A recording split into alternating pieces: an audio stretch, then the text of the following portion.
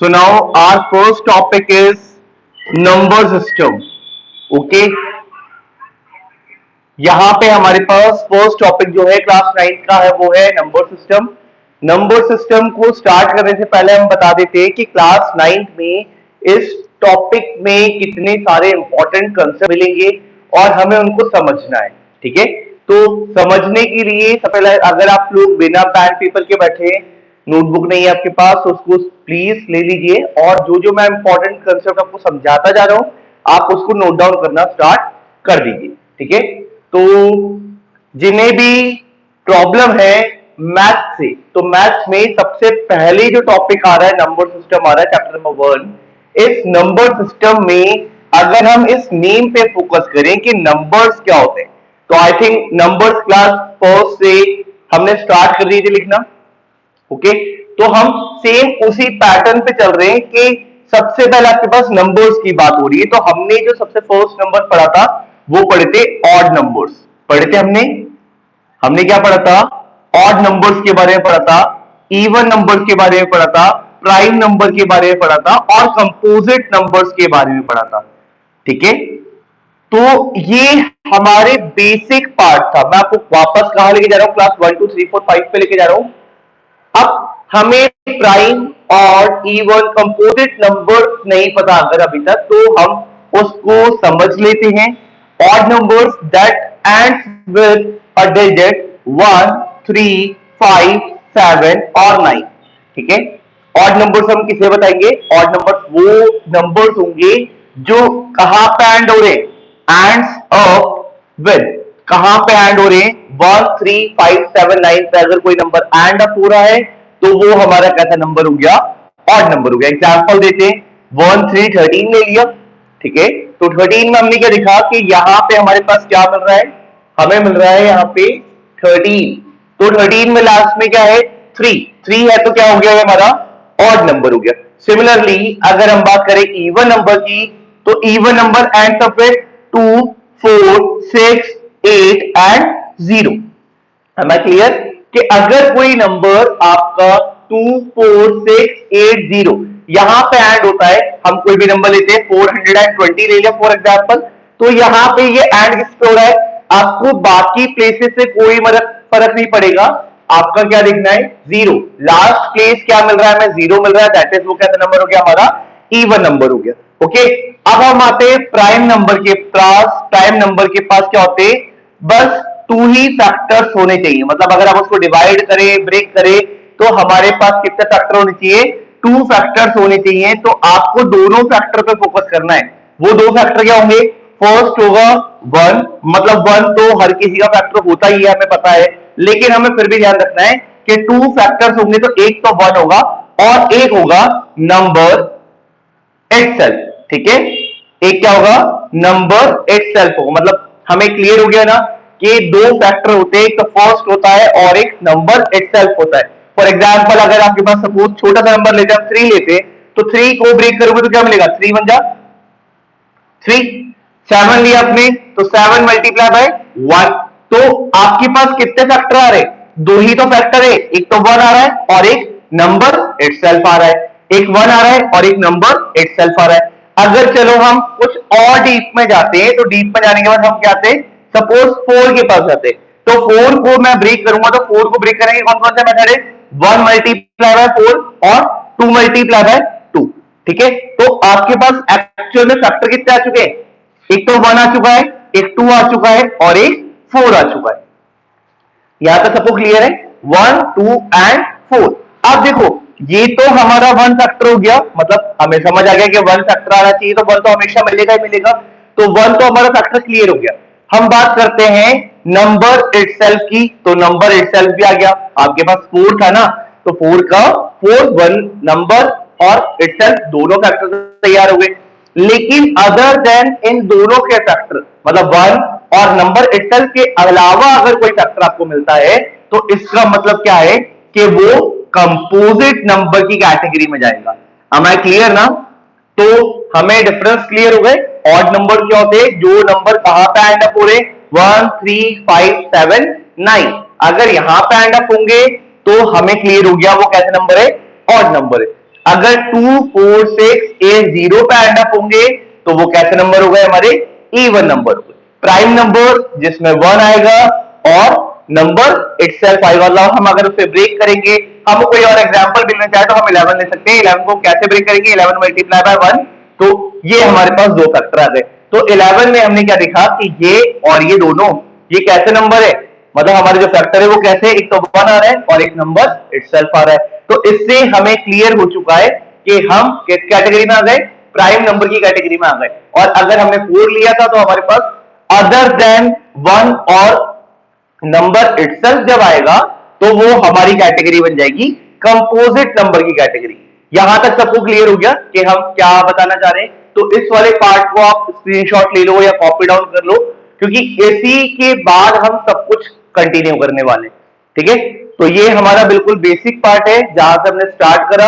अब आपको समझना है कि ये सब मिलके बन क्या रहे। हम उस पर बात करते हैं कि इन सब की कॉम्बिनेशन से बनेगा क्या। तो चलो हम इन सब के कॉम्बिनेशन वाले पार्ट को देखते हैं कि अगर हम देखें तो ये सारे एग्जांपल्स वगैरह मैं मिटा देता हूं। ठीक है, अगर हम देखें तो ये एक ऐसा पार्ट हो गया जहां पे ऑड इवन प्राइम कंपोजिट, अगर मैं इन सबको देखूं तो ये किसी एक पर्टिकुलर कैटेगरी के अंदर आ रहे हैं। वो पर्टिकुलर कैटेगरी क्या है, हमारे नेचुरल नंबर। ये नेचुरल नंबर तो सब जानते हैं नेचुरल नंबर क्या होते हैं। ठीक है, अगर हम बात करें भाई 3 की बात करते हैं, सपोज 3 भी ऑड नंबर है हमारा और ऑड है लेकिन नेचुरल भी है। अगर हम बात करें 2 की तो 2 हमारा ऑड इवन है और साथ में नेचुरल नंबर भी है। हमारे पास कोई प्राइम नंबर हो गया, सपोज 7 हो गया, तो 7 हमारा प्राइम भी है और 7 हमारा नेचुरल भी है। और कंपोजिट नंबर की बात करें, सपोज 4 की बात कर लेते तो 4 हमारा कंपोजिट है लेकिन नेचुरल भी है। तो natural number that starts with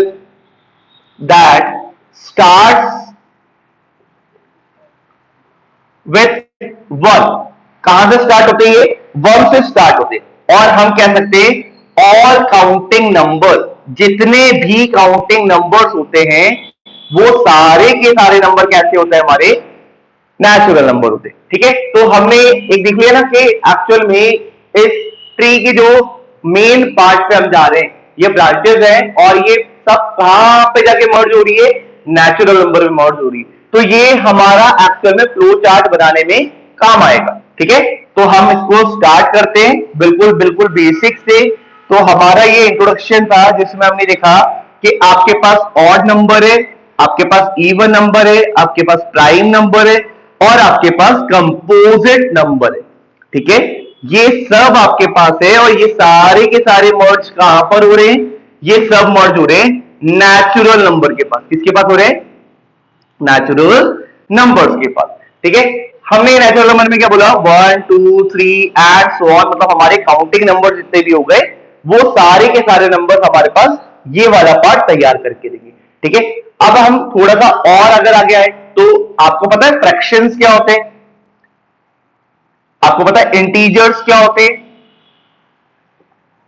और आपको पता है रैशनल नंबर क्या होते हैं।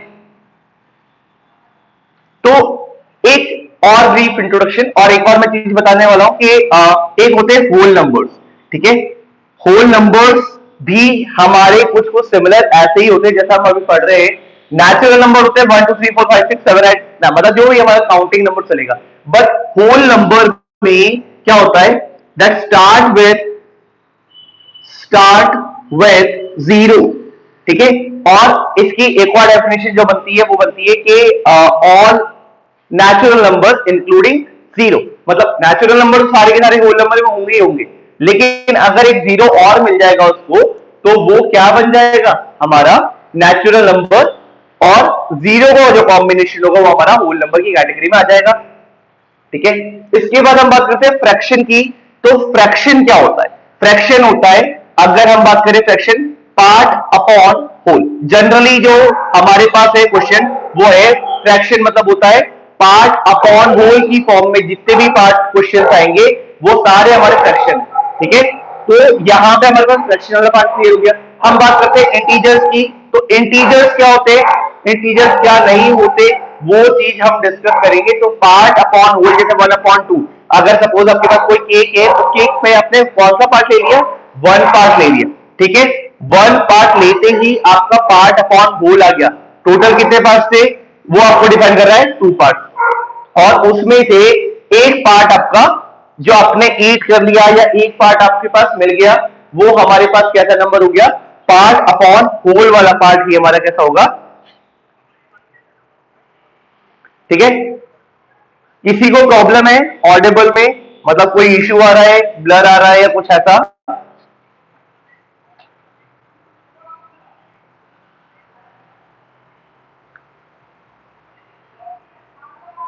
चलो ठीक है, तो पार्ट अपॉन होल, पता है फ्रैक्शन तो बहुत सिंपल है, अगर हम 3/7 बोले तो टोटल पार्ट कितने हमारे पास 7 है, टोटल मतलब कोई भी पिज्जा है या बर्गर है या कुछ भी आपके पास केक है, उस केक के अपने टोटल पार्ट कितने करे, 7 पार्ट करे, लेकिन उसमें से मैंने कितने पार्ट कंज्यूम करे, लिए, कट करे या खा लिए, वो वाला पार्ट हमारा होता है ये फ्रैक्शन में डिफाइन करने वाला पार्ट, ठीक है। तो जनरली जो रिप्रेजेंटेशन होता है वो पार्ट अपॉन होल की फॉर्म में होता है, और इसके बाद टाइप्स ऑफ फ्रैक्शन पे आएंगे, तो टाइप्स ऑफ फ्रैक्शन तो हम बहुत डीप में जा सकते हैं।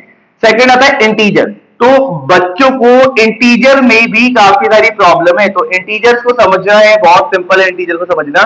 कैसे समझ सकते हैं इंटीजर को, आप देखो आपके पास आ गए ऑल पॉजिटिव नंबर, कैसे नंबर, ऑल पॉजिटिव नंबर जिसमें आपके पास 1 2 3 4 एंड सो ऑन चलेगा, क्लियर है तक? आपके पास क्या चल रहा है, 1 2 3 4 5 6 7 8 9 10, ये सब कुछ चल रहा है, ये हमारे पास पॉजिटिव नंबर हुआ है। अगर हम बात करें कि ऑल नेगेटिव नंबर, तो ऑल नेगेटिव नंबर भी आ गए, और नेगेटिव नंबर में क्या चलेगा, सेम नंबर चलेंगे, जो पॉजिटिव में नंबर है ना वो सेम नंबर नेगेटिव में आएंगे, लेकिन यहां पे माइनस साइन जो है वो हर नंबर को मिलता जाएगा, ठीक है, एम आई क्लियर ना। और थर्ड आ रहा है हमारे पास 0।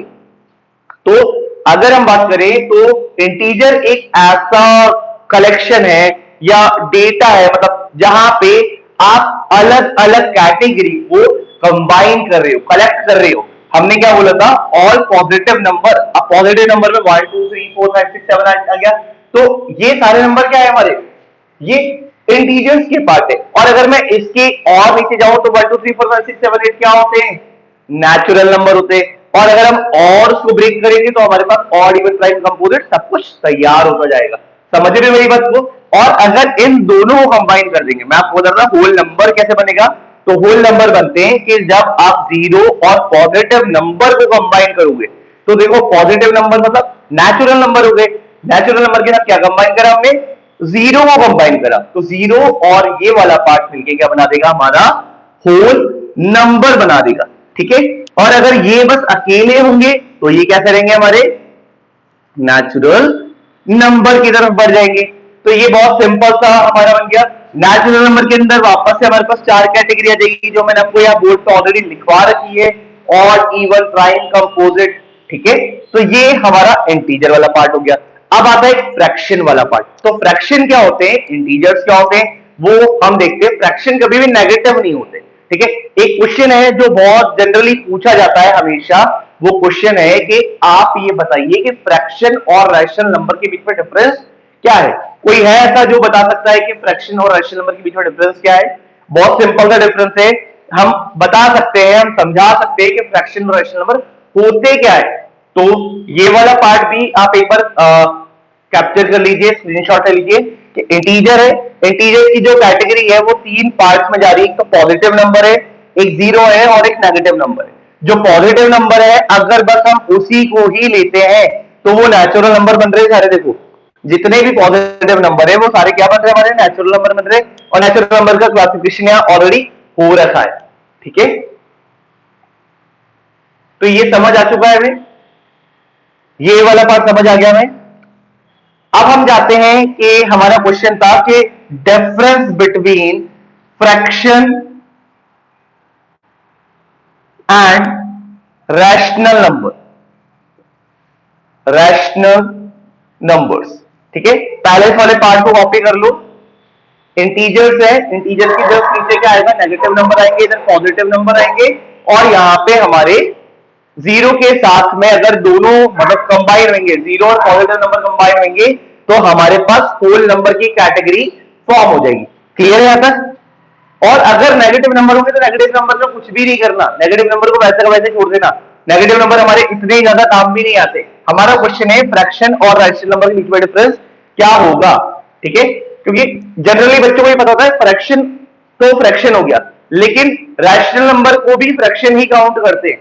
मतलब जो मैंने देखा बच्चों को, जितना बच्चा गलती करता है वो गलती कहां पे करता है, वो इन दोनों के बीच में डिफरेंस नहीं बता पाता, ठीक है।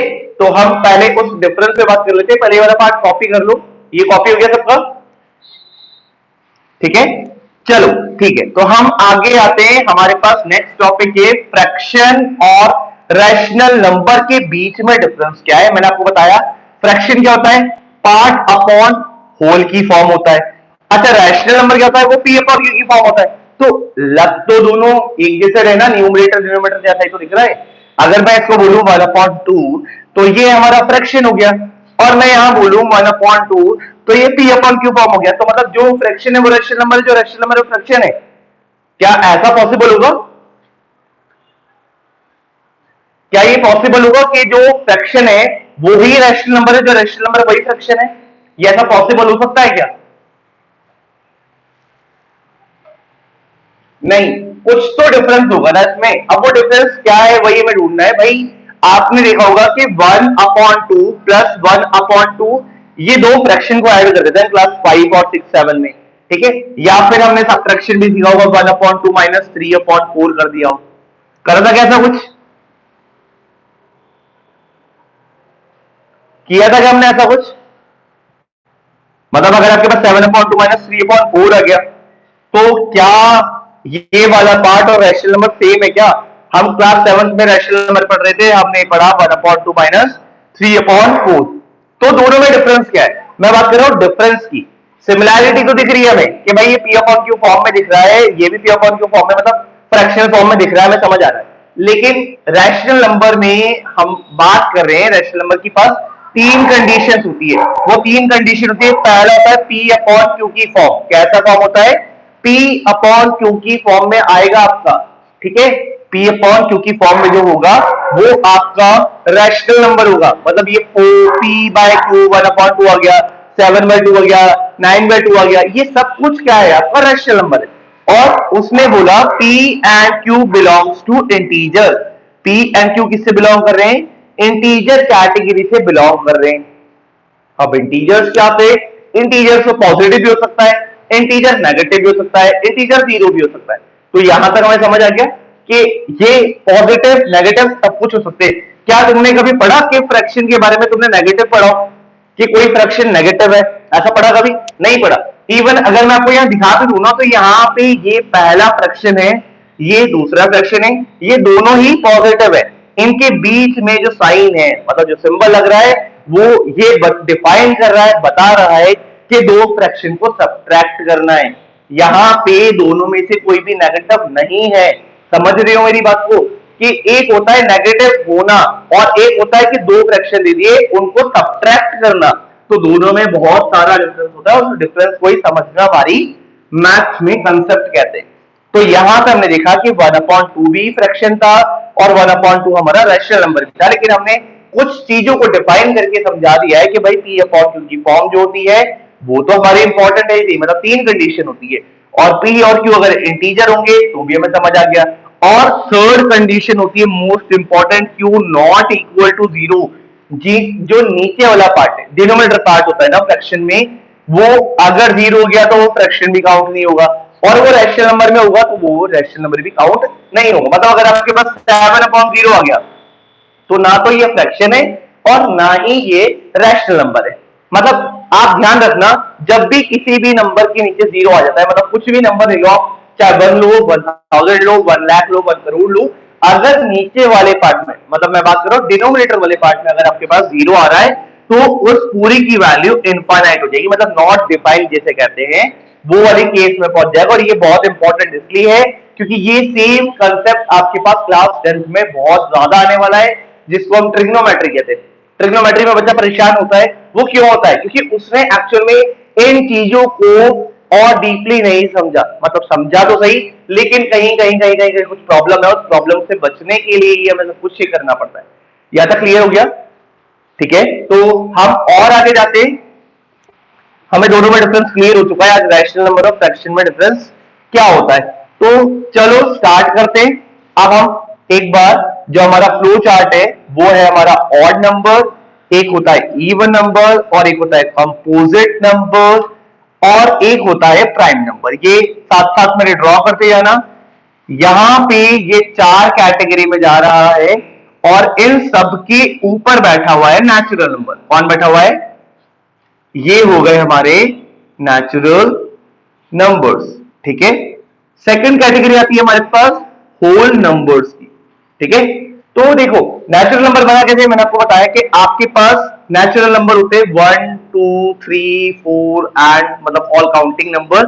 होल नंबर होते हैं 0 1 2 3 एंड सो ऑन। तो देखो अगर आपके पास ऑल पॉजिटिव नंबर आ गए, ठीक है, और अगर आपके पास जीरो आ गया और नेगेटिव और नेगेटिव नंबर आ गए, तो उसमें डिफरेंस कैसे चलेगा? बस अगर बस पॉजिटिव नंबर आ रहे हैं तो वो नेचुरल नंबर बन गया। और ये सब पता है किसकी कैटेगरी में आ रहे हैं? ये सब कैटेगरी है इंटीजर्स की। तो हमने समझ लिया क्या इंटीजर का मतलब, जो मैंने अभी तक आपको फ्लो चार्ट समझाया उसको एक बार देखो, समझो वो बन कैसे रहा है। Odd number, even number, prime number, composite number, ये सब किसकी कैटेगरी में रहते? नेचुरल नंबर की कैटेगरी में रहते। नेचुरल नंबर खुद किसकी कैटेगरी में आ रहा है? इंटीजर्स की। इंटीजर्स में भी कौन सा?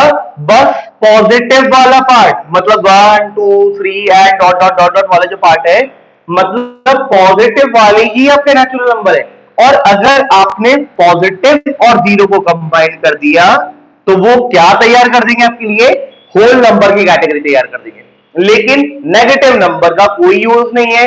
नेगेटिव नंबर को -1 -2 -3 एंड सो ऑन लिख देंगे तो चलेगा। मैंने आपको बताया इंटीजर, इंटीजर के साथ में एक और कैटेगरी तैयार होती है जिसको कहते हैं फ्रैक्शंस। क्या होते हैं हमारे? अब फ्रैक्शन पता है किसके अंदर आता है? फ्रैक्शन रैशनल नंबर के अंदर आता है, क्योंकि जो पॉजिटिव फ्रैक्शन है वो पॉजिटिव रैशनल नंबर का पार्ट है। ठीक है, तो यहां पे जो अभी हमने सीखा ये क्या था? आपके पास रैशनल नंबर है, रैशनल नंबर की कैटेगरी में फ्रैक्शन भी आ गए। लेकिन अगर हम बात करें पॉजिटिव वालों की तो बस पॉजिटिव वाले ही आएंगे इसमें। ठीक है, नेगेटिव नंबर अगर -2 -3 -4 आ गया, मतलब यहां पे इंटीजर और फ्रैक्शन दोनों तैयार हो जाएंगे। अगर आप सपोज करो आपके पास 1 आया तो 1 इधर भी आ जाएगा और 1 इधर भी आ जाएगा, और 1/1 कर दोगे तो ये आपका कैसा फॉर्म बन गया? रैशनल नंबर बन गया। 1/1 क्या? तो ये फ्रैक्शन बन गया। 1 तो हम किसी के भी नीचे लगा सकते हैं, डिनोमिनेटर पार्ट में लगा सकते हैं, लेकिन अगर ये -1 गया तो ये इंटीजर में ही जाएगा, फ्रैक्शन नेगेटिव नंबर नहीं लेता। समझ रही हो ना? अब रैशनल नंबर का एक और होता है इरैशनल नंबर। कैसे नंबर? Irrational numbers. समझ रहे हो? एक होते हैं रैशनल और एक होते हैं इरैशनल। इरैशनल नंबर कौन से नहीं होते या रैशनल नंबर कौन से नहीं होते? तो देखो रैशनल नंबर की कैटेगरी में होता है 3 कंडीशन। P/Q फॉर्म होगा। P और Q कैसे होंगे? हमारे इंटीजर्स होंगे। P Q belongs to integer where Q not equal to 0। Q 0 equal नहीं करेगा। ठीक है, तो ये सब कुछ हमारा समझ आ गया कि कहना क्या चाह रहा है भाई, क्वेश्चन कहना क्या चाह रहा है। रैशनल इरैशनल नंबर हमें समझ आ चुके। अब हमारे एक और पार्ट आता है रियल नंबर। रियल नंबर्स क्या होते हैं? रियल नंबर सब कुछ हो गए, जितना अभी तक मैंने सबको ड्रॉ करा समझाया वो सब किसकी कैटेगरी में आ गया? ये सब कुछ आ रहा है रियल नंबर्स की कैटेगरी में। अच्छा, इरैशनल नंबर कौन से होते हैं? इरैशनल नंबर होते हैं जो हमारे इन 3 कंडीशन को फॉलो नहीं करते, मतलब इन तीनों को फॉलो नहीं करेंगे। जनरली जो रूट वाले क्वेश्चन, रूट वाले नंबर आपको दिखते होंगे ना, आपकी बुक में दिखे होंगे, मैंने √2 देखा होगा, √7 देखा होगा, √5 देखा होगा, तो वो आपके पास नंबर कैसे हो गए? वो सारे नंबर हो गए आपके इरैशनल नंबर, है ना? रूट वाले जो नंबर होते हैं, जैसे मैं एग्जांपल में लिख देता हूं, मतलब हम कैसे डिफाइन करें, मतलब मैं आपको एग्जांपल देना चाह रहा हूं, तो ये सबसे बेस्ट एग्जांपल है भाई कि आप रूट वाले नंबर को इरैशनल में मान लेना। क्यों मान लेना? मैं ऐसा बोल रहा हूं तो क्यों मेरी बात को मानना है, तो भाई आप देखो पी अपॉन क्यू की फॉर्म में चाहिए, ठीक है। मैं रूट टू को 1 लगा दूंगा तो वो पी बाई क्यू फॉर्म नहीं हो गया, वो भी पी बाई क्यू फॉर्म हो गया। लेकिन आपने दूसरी कंडीशन बोली पी और क्यू इंटीजर्स होने चाहिए। अब इंटीजर्स होने चाहिए तो ये तो इंटीजर चलेगा, लेकिन क्या रूट टू इंटीजर है क्या? नहीं है, रूट टू इंटीजर नहीं है, तो रूट टू को इंटीजर बना भी नहीं सकते आप। तो ये वाला पार्ट एक भी कंडीशन अगर फॉल्स हो जाती है तो वो कहां चले जाता है? वो इरेशनल की कैटेगरी में चले जाता है। रियल नंबर हो गए, रियल के पास आते हैं हमारे कॉम्प्लेक्स नंबर। कौन से नंबर आते हैं?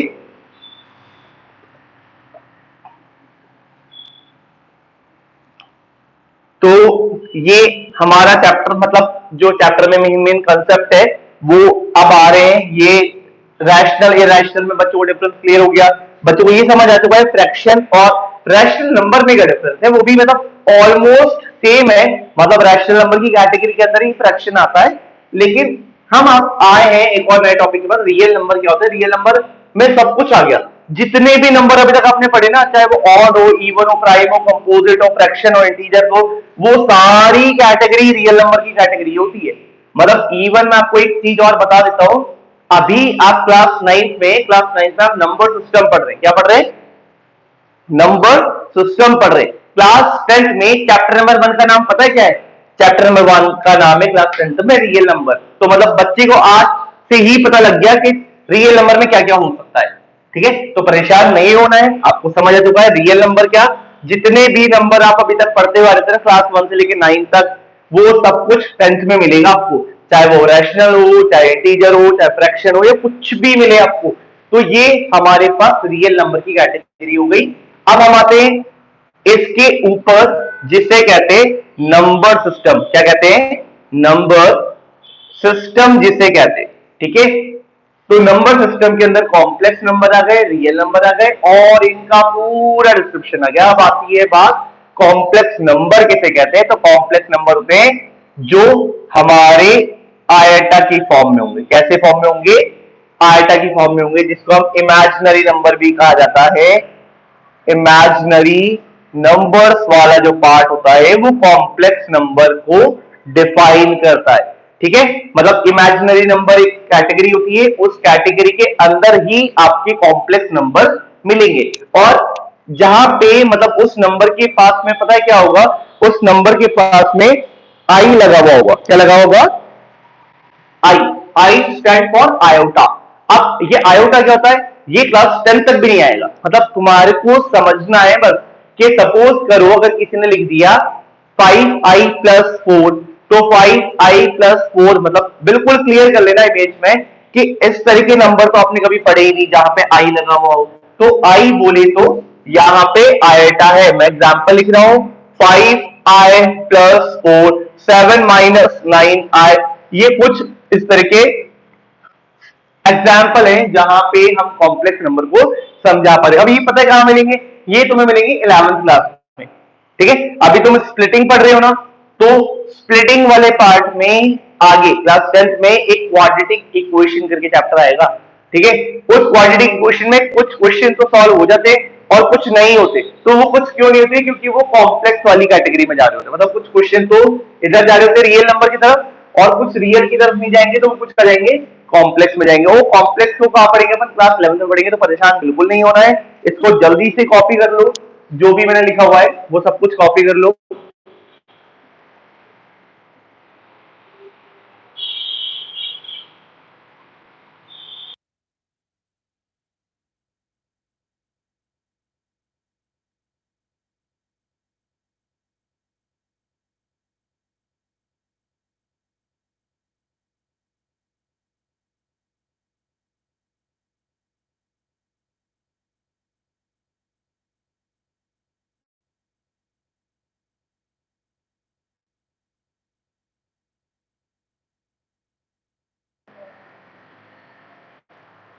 और मुझे स्ट्रेंथ काफी कम लग रही है, ओनली 26। इससे ज्यादा तो हमारी क्लास में हो जाते हैं बच्चे।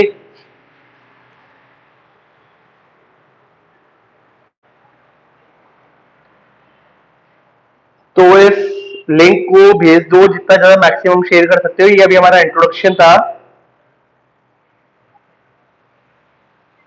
और आपके जो क्लास वाले बच्चे हैं जो अभी तक नहीं आए, उनको भी बोलो कि आओ, अब हमारा चैप्टर स्टार्ट हो रहा है।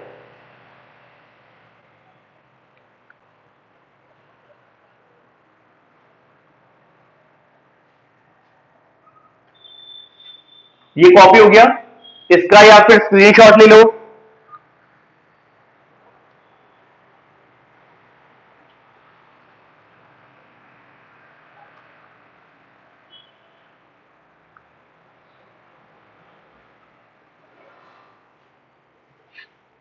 चलो ठीक है, मैं इसको इरेज कर रहा हूं, आप स्क्रीनशॉट ले लो इसका। तो हमारा अब जो पहला क्वेश्चन आ रहा है, पहला टॉपिक आ रहा है, जिसे कहते हैं हम रैशनल नंबर क्या होते हैं। ठीक है, रैशनल नंबर हमने पढ़ लिया, पी अपॉन क्यू की फॉर्म में जितने भी नंबर होते हैं वो हमारे रैशनल नंबर होते हैं। बट मेरा कहना है कि अगर आपके पास क्वेश्चन नंबर 1 आएगा तो मतलब फर्स्ट पैटर्न आएगा, question number 1 is zero a rational number.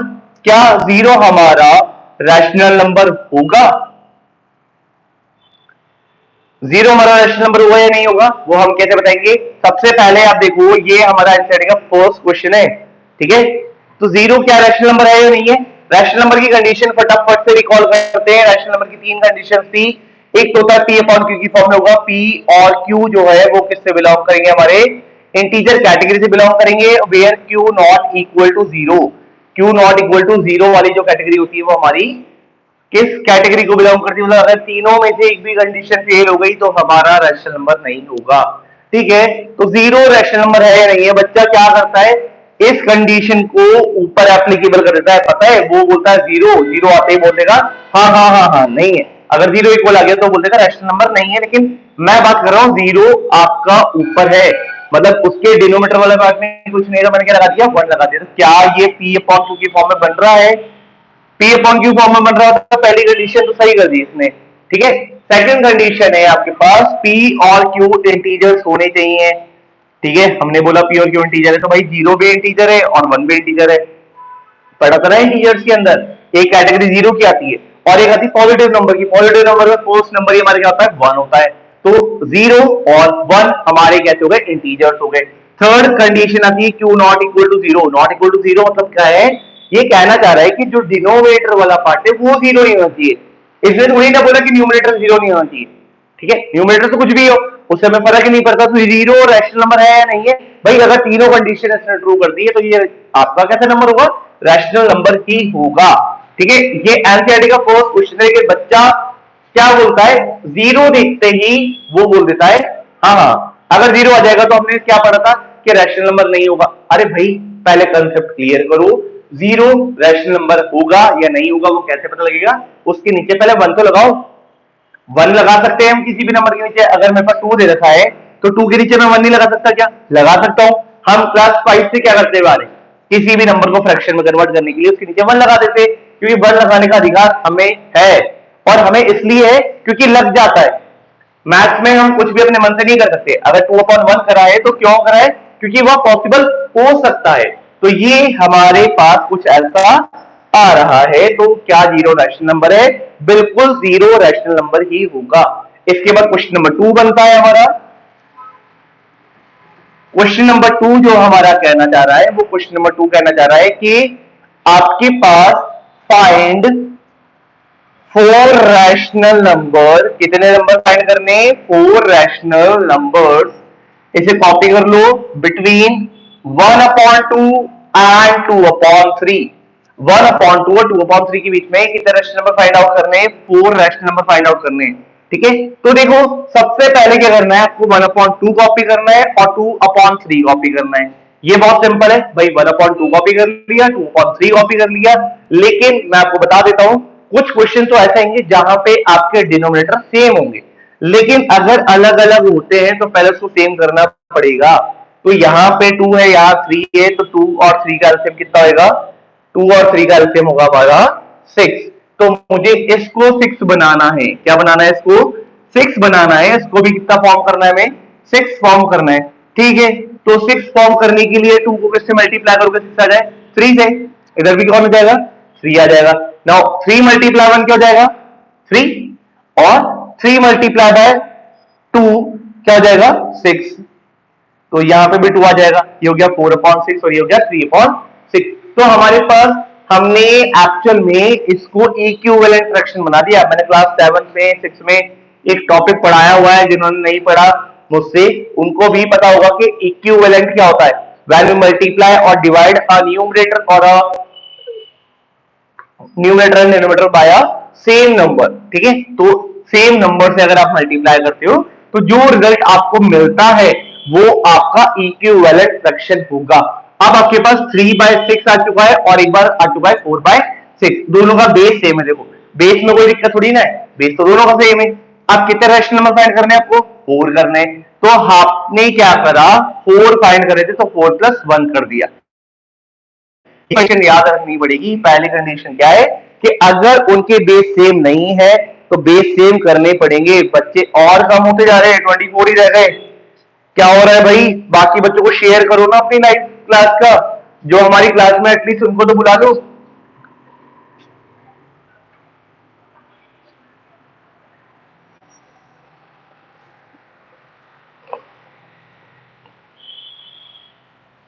तो हमारी कंडीशन क्या थी, पहली कंडीशन है कि जब तक सॉल्व नहीं करना जब तक बेस सेम ना आए। ठीक है, बेस सेम आना जरूरी है तभी हम आगे बढ़ेंगे, क्योंकि प्रॉब्लम आ जाती है वरना गलती होने के चांसेस बढ़ जाती है।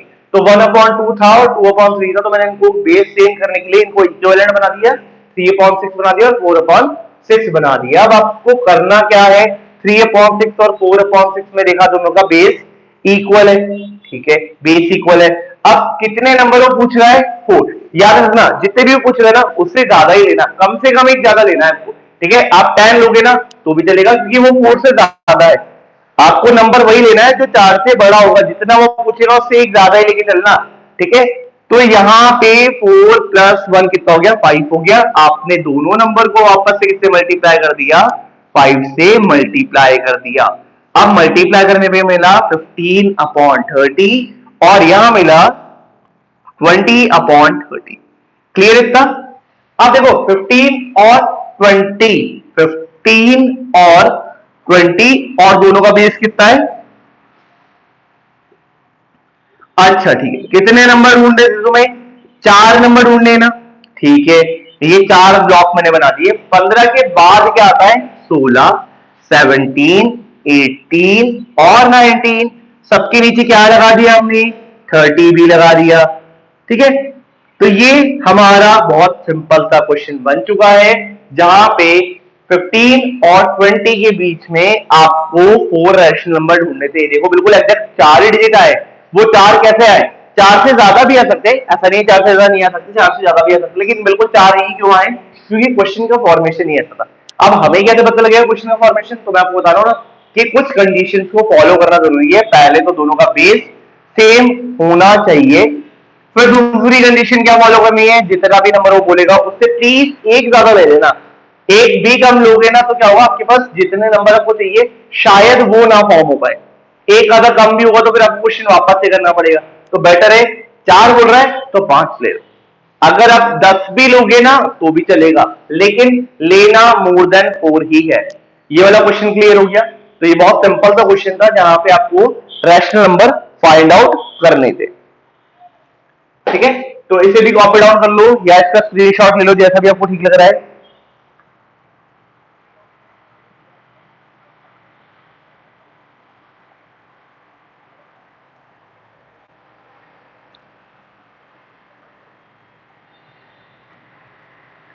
ठीक है, तो ये वाला पार्ट कॉपी हो गया। नेक्स्ट स्टार्ट करते हैं।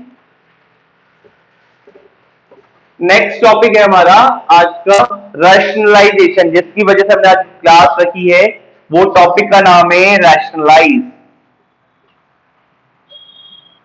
अब रैशनलाइजेशन होता क्या है, क्यों होता है, क्यों करते हैं, कैसे करते हैं, ये बहुत सारे क्वेश्चन है। पता है बच्चे को एक्चुअल में बस सिखा देते हैं, भाई तुम्हें रस्ते पे जाना है, क्यों जाना है कैसे जाना है वो नहीं बताया हमको। आपको बोल दिया बस पढ़ाई करनी है, अरे पढ़ाई करके मिलेगा क्या वो तो बताओ पहले। तो एजुकेशन मिलेगी, उसके बाद क्या मिलेगा, अच्छी जॉब मिलेगी, आपकी लाइफ सेटल हो जाएगी। नहीं पढ़ोगे तो आपको स्ट्रगल करना पड़ेगा।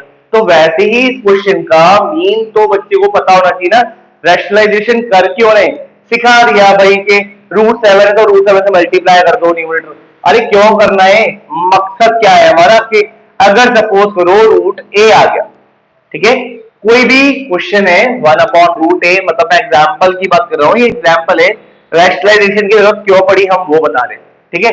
तो आपके पास डिनोमिनेटर वाले पार्ट में क्या मिल रहा है, रूट वाला नंबर मिल रहा है। जैसे मैं आपको एग्जाम्पल दूं, 1/√5 ले लिया तुमने, तो तुम्हारे पास √5 डिनोमिनेटर वाले पार्ट में आ गया, तो अरे रूट ही तो हटाना है, रैशनलाइजेशन मतलब आपको रूट हटाना है, और कैसे हटाना है वो आप देखेंगे। मतलब रैशनलाइजेशन करते क्यों है, जब भी डिनोमिनेटर वाले पार्ट में आपको रूट दिख जाता है तो आप मना कर देना, मैं सॉल्व नहीं करूंगा, पहले मुझे इसको सिंप्लीफाई करना पड़ेगा।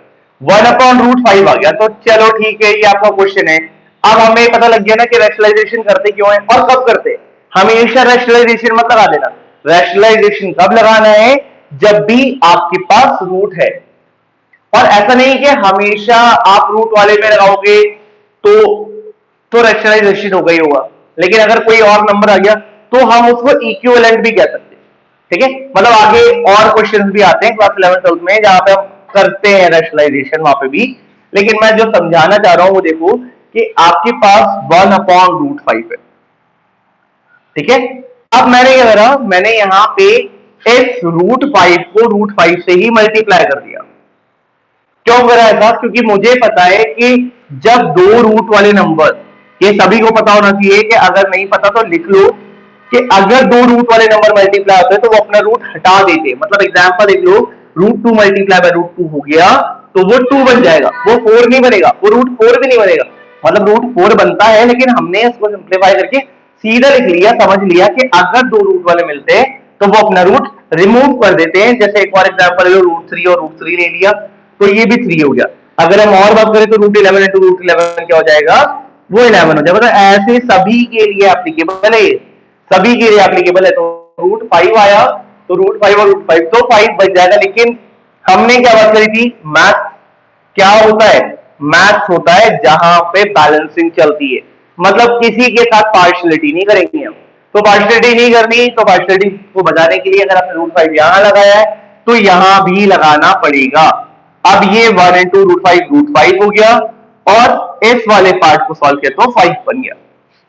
समझ रहे हो हम क्या कहना चाह रहे हैं। मेरा कहने का कंसेप्ट है कि भाई अगर अपने पास 1√5 और √5 आया तो आपका मेन काम जो था वो था डिनोमिनेटर वाले पार्ट से कैसे भी करके रूट को रिमूव करना है।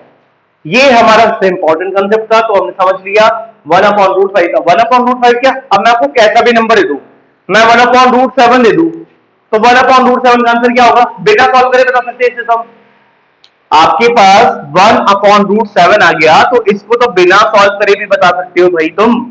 यहां पे √7 आ रहा है, रैशनलाइजेशन करूंगा नहीं करूंगा, करेंगे। क्यों करेंगे, रूट आ रहा है और डिनोमिनेटर में रूट आ रहा है। रूट आ रहा है तो क्या करेंगे, √7 को √7 से मल्टीप्लाई करेंगे। ये तो करना ही पड़ेगा, √7 को √7 से ही मल्टीप्लाई करेंगे। क्यों करेंगे, क्योंकि हमारे पास ये प्रॉपर्टी है कि अगर दो रूट मिलेंगे मल्टीप्लाई होंगे तो वो अपना रूट हटा देंगे। तो दो रूट मिलकर क्या बन जाएंगे, 7 बन जाएंगे। वो तो समझ आ गया। लेकिन मैंने आपको क्या बताया, मैथ्स में बैलेंसिंग भी चलती है। अगर आप कुछ नंबर डिनोमिनेटर को दे रहे हो तो भाई तुम्हारा चहेता है क्या वो, नहीं। तुम्हें √7 अगर यहाँ देना है तो तुम्हें √7 यहाँ पे भी देना पड़ेगा। न्यूमरेटर को जो मिलेगा वो डिनोमिनेटर को मिलेगा, जो इसको मिलेगा वो उसको भी मिलेगा, कंफर्म है। अब 1 इंटू √7 क्या हो जाएगा, √7 हो जाएगा। ये भी समझ आ गया हमें, ये भी समझ आ चुका है हमें कि वो कहना क्या चाह रहा है। वो कहना चाह रहा है कि अगर आप न्यूमरेटर को कुछ दोगे तो डिनोमिनेटर को भी कुछ देना पड़ेगा। इसी को तो हमने क्या बोला था, इक्विवेलेंट फ्रैक्शन बोला था। बोला था ना जब फ्रैक्शन पढ़े थे क्लास 5 और 6 में, तो वहां वाली प्रॉपर्टी को ही हम यहाँ पे एप्लीकेबल कर रहे हैं। तो ये वाला पार्ट भी कॉपी कर लो या इसका स्क्रीनशॉट ले लो, स्पेशली ये वाला पार्ट, ठीक है। ये वाला पार्ट बहुत इंपॉर्टेंट है, बच्चा इसको भूल जाता है। और एक और चीज सीख लो, अगर √a और √b होगा तो वो a b नहीं बनेगा, वो √ab रहेगा। मतलब समझ रहे हो ना, जैसे अगर आपके पास √2 आ गया और √3 आ गया तो √2 और √3 क्या हो जाएगा, √2 मल्टीप्लाई बाय 3 या फिर √6 कह सकते हो। वो दो अलग अलग नंबर मिलके रूट को नहीं हटाते, नहीं हटाएंगे वो। मतलब ऐसा नहीं होगा कि √2 और √3 जो होगा वो √6 से ना 6 बन जाए, ऐसा नहीं होगा। आपको क्या ध्यान रखना पड़ेगा, √2 और √3 जो होता है वो √6 होता है।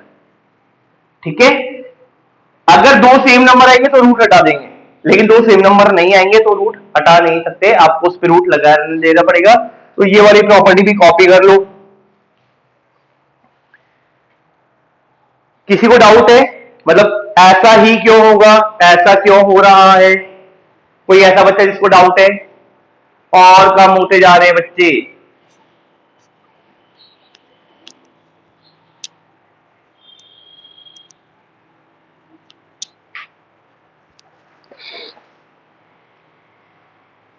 ठीक है, तो हम इसके बाद वाला टॉपिक स्टार्ट करते हैं। इसके आगे क्या होगा वो देख लेते हैं। तो यहाँ पे हमें रैशनलाइजेशन का कुछ कुछ बेसिक समझ आना लग गया है कि वो कहना क्या चाह रहा है, करना क्या चाह रहा है। तो इसके आगे के क्वेश्चंस को ट्राई करते हैं। तो क्वेश्चंस आगे जो ट्राई हो रहे हैं वो कैसे हो रहे हैं? अभी तक तो हमारे पास इतना सिंपल क्वेश्चन आया नहीं है और ना कोई एग्जाम में आता है। मैं बताता हूँ आपको, टीचर पढ़ाते सिंपल है और देते हार्ड है, तो वो कंसेप्ट तो लगेगा भाई, उसमें तो कोई कुछ नहीं कर सकता, उसको तो आपको समझना पड़ेगा। ठीक है, तो चलो ट्राई करते हैं। कहना क्या जा रहा है ये, मतलब हमारे पास एक और क्वेश्चन आ गया 1/2 प्लस √5। अब आपके पास ये क्वेश्चन दे रखा है, मतलब टीचर धीरे धीरे लेवल अप करता है। ठीक है, कब? जब पढ़ाता है, लेकिन जब एग्जाम होते हैं तो वो एग्जाम में तो बिल्कुल ऐसे क्वेश्चन देता है जो हमसे हिलते भी नहीं है और हम एक दूसरे का चेहरा देखते रहते हैं। ठीक है, वहां पे आपको समझना पड़ेगा कि आपका कंसेप्ट कहता क्या है। जैसे 1/2 प्लस √5 है, तो मैंने सेम नंबर लिख दिया 1/2 प्लस √5। जो क्वेश्चन था ना वो सेम कॉपी कर दिया मैंने पहले। अब इसके बाद क्या करना है मुझे वो देख लेते हैं। भाई आपके पास 1/2 प्लस √5 था ना, आपको इसको मल्टीप्लाई करना है। क्या करना है? मल्टीप्लाई करना है। मल्टीप्लाई किससे करना है? बच्चे ने जो समझा ना वो क्या करेगा, यहाँ √5 से मल्टीप्लाई कर देगा। नहीं, ऐसा नहीं करना। मैं आपको बता रहा हूं, जो आपका डिनोमिनेटर वाला पार्ट है वो सेम कॉपी करना है। कैसा करना है? कॉपी, सेम कॉपी करना है। और यहाँ जो होगा वो सेम नंबर यहाँ पे भी कॉपी होगा, वो 2 प्लस √5 का, बस ये 2 और 5 कॉपी होगा। नंबर्स में वेरिएशन नहीं लाने, नंबर जैसे चल रहे थे नंबर वैसे ही चलते रहेंगे। ठीक है, तो आपके पास 1/2 प्लस √5 है और 2 √5 दोनों में कॉपी कर दिया। बस एक छोटा सा चेंज करना है। अगर ये पॉजिटिव है, देखो इधर इस वाले पॉइंट को देखो, अगर ये पॉजिटिव है तो दोनों नंबर नेगेटिव होंगे। ये चीज मैं क्या सिखा रहा हूं भाई? भाई अगर आपने भी पहले वाले क्वेश्चन में किया था तो वहां पे तो कोई दिक्कत थी नहीं ना ऐसी। वहां पे तो मैंने क्या बोला आपको कि √5 है तो √5 से मल्टीप्लाई करना है, जो नीचे लिखोगे वो आपको ऊपर लिखना पड़ेगा, क्योंकि आपकी मैथ्स में बैलेंसिंग तो चलती है।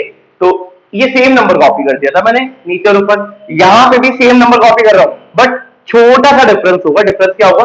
अगर ये पॉजिटिव है तो नेगेटिव होगा, अगर व्हाट्सएप अगर ये नेगेटिव होता तो ये दोनों पॉजिटिव होते। मतलब ऑपोजिट साइन को प्रेफर करना है। मतलब अगर ये प्लस है तो ये दोनों नेगेटिव होंगे, ये नेगेटिव होगा तो दोनों पॉजिटिव होंगे। अभी हम उस वाले क्वेश्चन पे भी बात कर लेंगे। ये समझ आ गया? ठीक है, तो मैं कहना चाह रहा हूं वापस, 2 प्लस √5 था तो 2 माइनस √5 लगा दिया, और जो न्यूमरेटर को मिलेगा वो सेम डिनोमिनेटर को मिलेगा। ऐसा तो हमने पढ़ा था जब भी इक्विवेलेंट फ्रैक्शन पढ़ा है हमने, तब एक ही बात समझी थी, ये समझी थी। अब 1 से अगर कोई नंबर मल्टीप्लाई होगा तो वो सेम ही नंबर रहेगा ना। 1 से मल्टीप्लाई होकर वो क्या मिलेगा? वो सेम नंबर ही तो देगा। अब आपके पास जो दूसरी चीज बची वो क्या बची? a प्लस बी और a माइनस बी। कुछ ऐसा दिख रहा है, देखो ये यहां पर आ गई ट्रिग्नोमेट्रिक आइडेंटिटी। क्या आ गई? ट्रिग्नोमेट्री, सॉरी ट्रिग्नोमेट्री नहीं, पॉलिनोमियल की आइडेंटिटी। अब पॉलिनोमियल की आइडेंटिटी से हमें पता लगा a प्लस बी और a माइनस बी होता क्या है?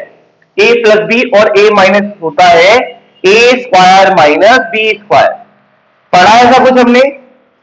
क्लास 8 में भी था। क्लास 8 में हमारे पास 4 आइडेंटिटी थी। क्लास 9 में जिसने पॉलिनोमियल चैप्टर स्टार्ट कर लिया था पहले, उसको पता होगा कि थर्ड नंबर की आइडेंटिटी ऐसी थी, a square minus B square. तो ठीक है भाई, a क्या है आपका? 2 का स्क्वायर, और बी क्या है हमारा, √5 का स्क्वायर। मैं एक चीज क्लियर कर देता हूं, 99% क्वेश्चन, आप तो 100% ही काउंट कर लीजिए, 100% क्वेश्चन के अंदर ये वाला पार्ट हमेशा मिलेगा। जो डिनोमिनेटर वाला पार्ट है ना, वो हमेशा हमेशा ऑपोजिट होगा, मतलब उसमें तो कोई डाउट ही मत करना, उसमें तो कोई डाउट भी नहीं करना, क्योंकि भाई अगर 2+√5 है, 2 - √5 है, तो वो सेम ही चलेगा, उसमें कोई भी वेरिएशन नहीं मिलेगा आपको। ये तो आपका कंसेप्ट क्लियर हो गया, ठीक है। तो न्यूमरेटर में कुछ आएगा ही नहीं, 2 - √5 जो था वो वैसा का वैसा रहेगा। अब 2 का स्क्वायर क्या होता है, 2 का स्क्वायर होता है 4, और माइनस का माइनस लगा दिया। अब √5 का स्क्वायर क्या होता है, मैंने बताया था ना भाई कि अगर √5 का स्क्वायर है तो इसका मतलब क्या है कि √5 कितनी बार मल्टीप्लाई हो रहा है, 2 बार, और √5 क्या होता है, वो अपना रूट हटा देता है, तो ये यहाँ पे 5 आ गया। आया समझ में क्या कहना चाह रहा है क्वेश्चन हमारा। तो 2 का स्क्वायर का 4 कर दिया, और √5 का स्क्वायर मतलब किसी भी नंबर का स्क्वायर करे, किसी नंबर को उसी नंबर से मल्टीप्लाई करे रूट वाले को, तो अपना रूट हटा देता है। तो ये बन गया हमारा 2 - √5 अपॉन -1। अब ऐसा भी बोला जाता है कि नीचे नेगेटिव नंबर नहीं आना चाहिए, मतलब मैथ्स ऐसा बोलता है, अगर आपको याद हो तो नहीं आना चाहिए, तो क्या हुआ, इस माइनस को ऊपर भेज दो। अब माइनस को ऊपर भेजना है, कैसे भेजना है, क्या है क्या नहीं है, तो उसको समझ लो ना। या तो जो हमारी बुक की लैंग्वेज है वही बोलती है कि आप -1 से ऊपर नीचे मल्टीप्लाई कर दो, बट मैं बोलता हूं कि किसी को क्यों बताना कि आप क्या कर रहे हो, इतनी कंसेप्चुअल नॉलेज को लगा क्यों रहे हो। टीचर को आंसर से मतलब है, आपको आंसर से मतलब है, आपको समझने से मतलब है, बना कैसे, तो भाई सीधा सुनो, सिंपल शॉर्टकट मारना है। शॉर्टकट क्या मारना है, ये माइनस है ना, इस माइनस को नीचे से हटा देना। देखो यह माइनस था, मैंने माइनस हटा दिया यहां पे। अब क्या करना है, जो ऊपर वाले साइड है ना, उनको उनको चेंज कर दो, मतलब ये 2 कैसा था, पॉजिटिव था, ये नेगेटिव बना दो, और जो नेगेटिव था वो क्या बन जाएगा, वो पॉजिटिव बन जाएगा। आपके पास दो मेथड है, या तो आप बिल्कुल सिस्टमेटिक शो करते जाओ कि आपने -1 को ऊपर नीचे मल्टीप्लाई कर दिया, आप -1 से मल्टीप्लाई करोगे तो भी सेम आंसर आएगा।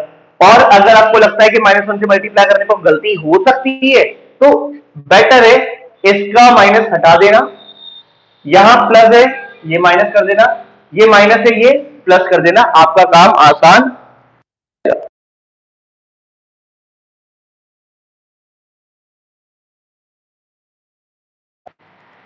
ठीक है, तो ये बहुत सिंपल सा कंसेप्ट था, इसमें परेशान नहीं होना है, समझना है बस आपको। और एक और क्वेश्चन कर लेते हैं जहां पे आपके पास मैंने बताया था कि ये प्लस का था, नेगेटिव आ जाएगा। तो दूसरा क्वेश्चन देखो, 1/2 माइनस रूट, या इसको कुछ बड़ा नंबर लेते हैं, 4 लेते हैं, 4 - √3 ले लिया, ठीक है। तो इस तरह की क्वेश्चन में क्या होगा, आपका क्वेश्चन सेम चलेगा, मैंने बताया अभी आपको 1/4 - √3 है, ये सेम ही चलेगा, इसमें कोई परेशानी वाली बात नहीं है, ये आपका सेम चलेगा। अब आपने क्या कर दिया, इसको मल्टीप्लाई कर दिया, जो हम हमेशा करते हुए आ रहे थे, हमने यहाँ 4 लिखा, यहाँ पे +√3 लिखा, यहाँ पे 4 +√3 लिखा, ये हमारा समझ आ चुका है मैं कहना क्या चाह रहा है। 1/4 - √3 तो क्वेश्चन कॉपी करा, 4 का 4 कॉपी करा, √3 का रूट कॉपी करा। अब हम चेंज क्या कर रहे हैं, हम कर रहे हैं यहाँ माइनस था ना, तो ऊपर नीचे क्या लगा दिया मैंने, प्लस लगा दिया। ये दोनों नंबर सेम होने चाहिए, इसमें तो कोई वेरिएशन नहीं होना चाहिए, क्योंकि अगर ये वेरिएशन करते हो तो आपने इक्विवेलेंट नहीं करा। आपने क्या नहीं करा, इक्विवेलेंट फ्रैक्शन को नहीं करा। तो यहां पे 1/4 + √3 क्या बन जाएगा, 4 + √3 बन जाएगा। अब आपके पास क्या बचा, 4 - √3, 4 + √3। तो मैंने आपको बताया ना अभी क्या लगाना है, a - b लगाना है, और यहां लगेगा a + b, क्योंकि ऐसे तो दिख रहे हैं, देखो 4 है √3 है, 4 है √3, मतलब दो ही नंबर है, एक तो a है और एक b है। तो यहाँ a लगा दिया, b लगा दिया, a लगा दिया, b लगा दिया, बीच में माइनस था, माइनस लगा दिया, प्लस था, प्लस लगा दिया। अब a + b और a - b होता क्या है, जो मैंने आपको बताया कि मतलब हर क्वेश्चन के अंदर डिनोमिनेटर वाले पार्ट में एक आइडेंटिटी लगेगी, दैट इज a² - b²। ऊपर कोई आइडेंटिटी लगे या नहीं लगे वो डिपेंड करता है, वो क्वेश्चन पे डिपेंड करता है, लेकिन हम बात कर रहे हैं आपके डिनोमिनेटर वाले पार्ट पे वहां पे एक आइडेंटिटी फिक्स है, that is A square minus B square. अब देखो यहां पे क्या होएगा, पहले 4 का स्क्वायर करना है, माइनस लिखना है और √3 का स्क्वायर करेंगे। देखो बन गया हमारा कुछ कुछ वैसा। ए क्या था आपका 4 था, बी क्या था √3 था, तो मैंने ए का स्क्वायर मतलब 4 का स्क्वायर कर दिया, बी मतलब √3 का स्क्वायर कर दिया, तो ये गया 4 प्लस √3। ठीक है, और ये हो गया 4 का स्क्वायर माइनस √3 का स्क्वायर। 4 का स्क्वायर क्या हो गया 16 और √3 का स्क्वायर हो गया आपका 3। ठीक है, अब और सॉल्व हो सकता है, ये तो सॉल्व नहीं हो सकता ना, क्योंकि नंबर में थोड़ी ना ऐड करेंगे हम रूट को, तो ये तो आपका 4 प्लस √3 जो है वो वही का वही रहेगा, और यहां पे 16 माइनस 3 क्या हो जाएगा, ये हो गया आपका 13। 13 मतलब समझ रहे हो ना, सिंपल है ना 13 करना। तो ये हमारे पास सिंपल सी कंडीशन तैयार हो गई, जहां पे हम अपने आंसर पे पहुंच चुके हैं। इस बार नेगेटिव की प्रॉब्लम ही नहीं है, जो हम ऊपर वाले क्वेश्चन में करते हैं ना कि अगर नेगेटिव नंबर आ जाएगा तो क्या करना है, भाई नेगेटिव नंबर की कंडीशन आई नहीं उसमें। देखो 16 में 3 13 हो गया, अगर ये -13 होता तो हम वापस से क्या करते, डिनोमिनेटर में से माइनस साइन हटा देते और ऊपर के दोनों नंबर के साइन को बदल देते, पॉजिटिव है तो नेगेटिव, नेगेटिव है तो पॉजिटिव हम कर देते। क्लियर है इसका? तो ये हमारा सबसे सिंपल कंसेप्ट है जो हमें समझ आ चुका है।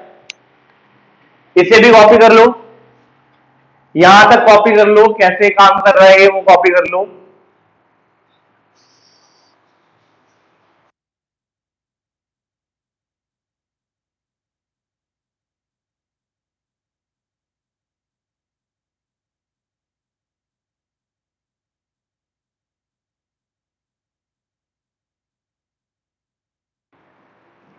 जल्दी से कॉपी कर लो या फिर स्क्रीनशॉट ले लो। ठीक है, तो इस तरह के और रिकॉर्डेड लेसन या लाइव जैसे भी पॉसिबल होगा हम आपको डिलीवर करते रहेंगे। आप इस चैनल पर से बने रहिए और इस चैनल को ज्यादा से ज्यादा शेयर भी कीजिए ताकि हम आप तक पहुंच सके। ठीक है, बिल्कुल एक अच्छी क्वालिटी नॉलेज इंफॉर्मेशन के साथ में, ताकि आपकी कंसेप्ट क्लियर होनी चाहिए।